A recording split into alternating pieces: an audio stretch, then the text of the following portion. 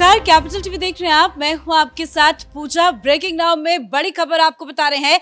SIR को लेकर पूरे देश भर में बवाल मचा हुआ है। सड़क से लेकर संसद तक में हमने हंगामा देखा। इसी बीच आपको बड़ी खबर बता दें कि बिहार में पहले चरण की जो प्रक्रिया है एसआईआर को लेकर वो पूरी हो गई है और कल सुप्रीम कोर्ट में एक बहुत बड़ी और अहम सुनवाई होनी है। पर सुनवाई से पहले एडीआर की तरफ से याचिका दाखिल किया गया है। कई अलग अलग मुद्दों को लेकर विरोध जताया गया है।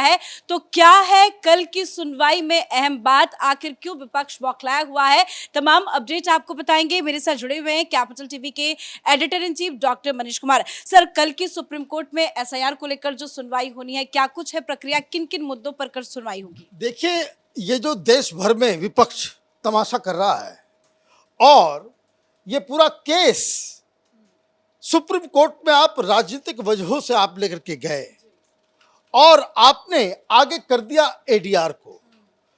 हलफनामा दायर किया गया इलेक्शन कमीशन के द्वारा, बताया गया कि किस तरीके से इन्होंने सारी प्रक्रिया ट्रांसपेरेंट तरीके से ये सारे काम किए हैं।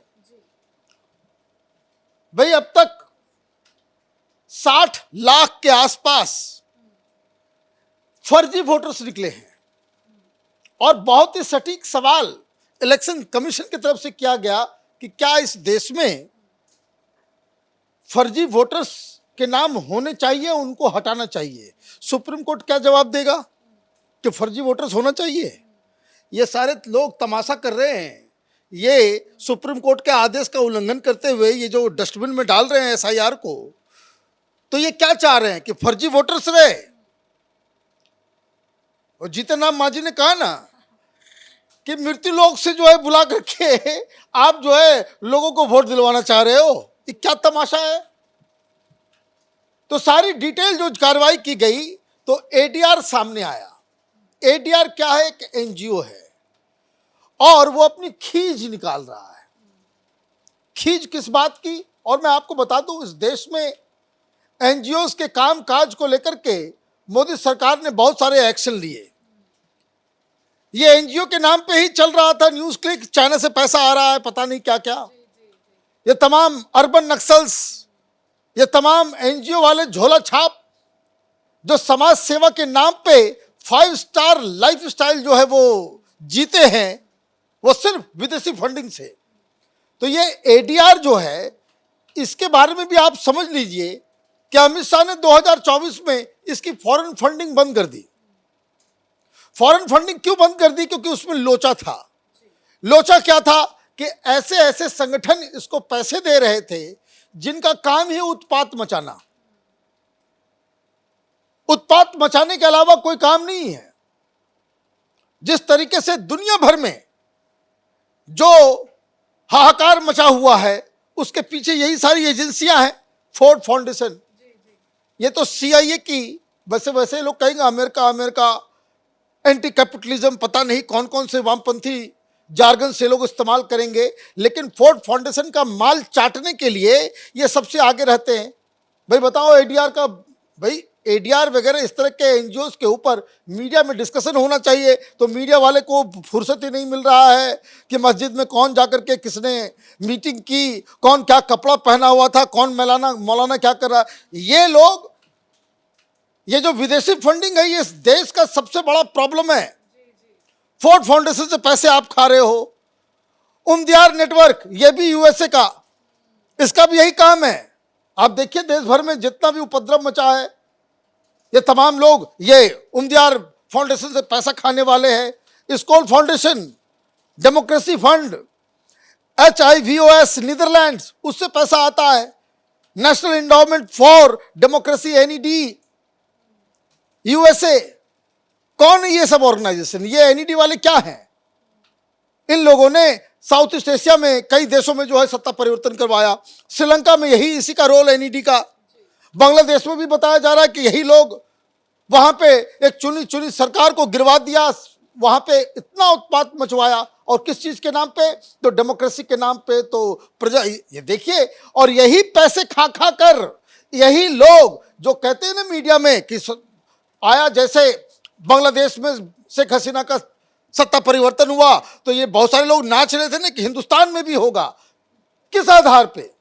यही एडीआर जैसे ऑर्गेनाइजेशन जो इन लोगों से माल खाते हैं, इन्हीं का पैसा वहां गया और वहां उपद्रव मचा। अब देखिए क्या हाल है वहां पे। आ गई डेमोक्रेसी, वहां पे सड़कों पे जो है जिहादियों का राज हो गया। डेमोक्रेसी आ गई श्रीलंका के अंदर।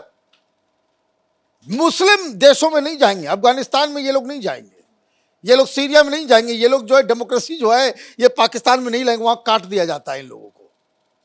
तो आप इस बैकग्राउंड को समझिए कि किस तरह के लोग जो हैं वो गए हैं। यही एडीआर जो इलेक्टोरल बॉन्ड को लेकर के गया था कि मोदी को घेर लिया जाएगा, ये कैसा कानून बनाया, सब इसी में फंस गए।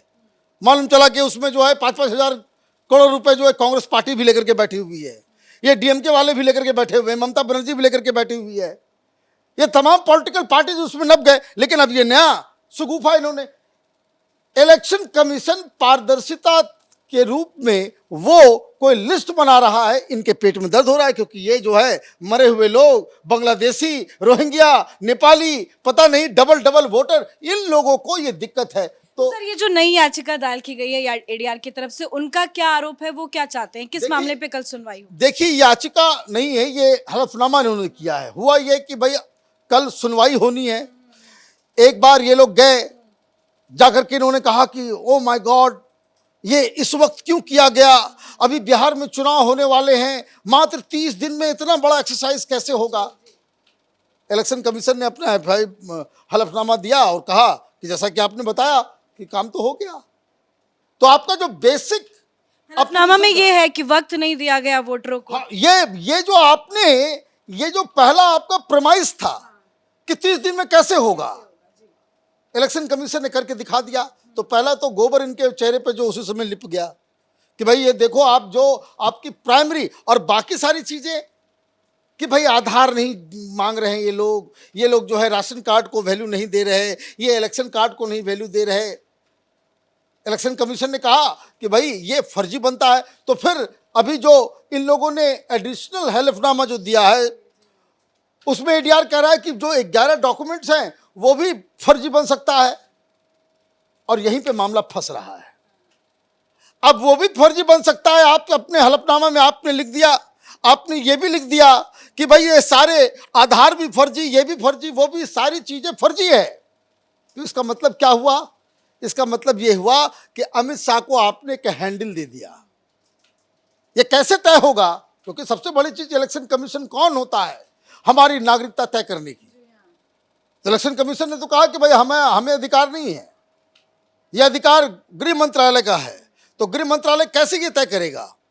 तो इसी में एनआरसी, ये जो के बहाने यस, यही ये जो आज जो फंसा है पूरा विपक्ष, ये अपने हलफनामा के चक्कर में फंस गया है कि अब कैसे तय होगा।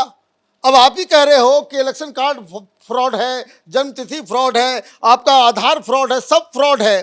तो इन सारी चीज़ों को, फ्रॉड्स को हटाने के लिए, इस पूरे सिस्टम को साफ करने के लिए कि इस देश में नागरिक कौन है, कौन नागरिक नहीं है, तभी तो उसको वोटिंग राइट दी जाएगी।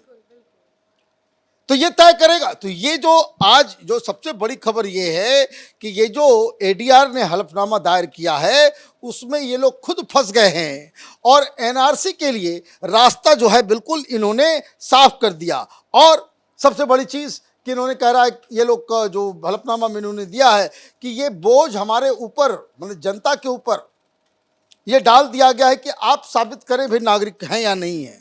भाई कौन करेगा? इलेक्शन कमीशन नहीं करेगा, आप जनता नहीं करेगी।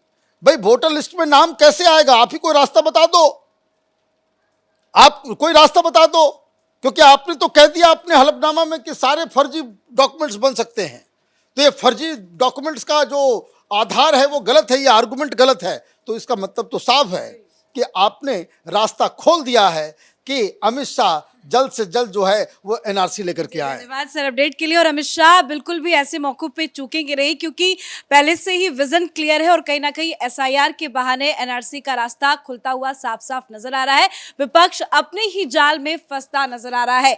कल सुनवाई होनी है, सुनवाई से पहले एडीआर की तरफ से हलफनामा दाखिल किया गया। अब देखना होगा कि कल की सुनवाई में क्या कुछ अहम होता है। इस बड़ी खबर में मेरे साथ फिलहाल इतना ही। कैमरा पर्सन रवि के साथ मैं पूजा, कैपिटल टीवी।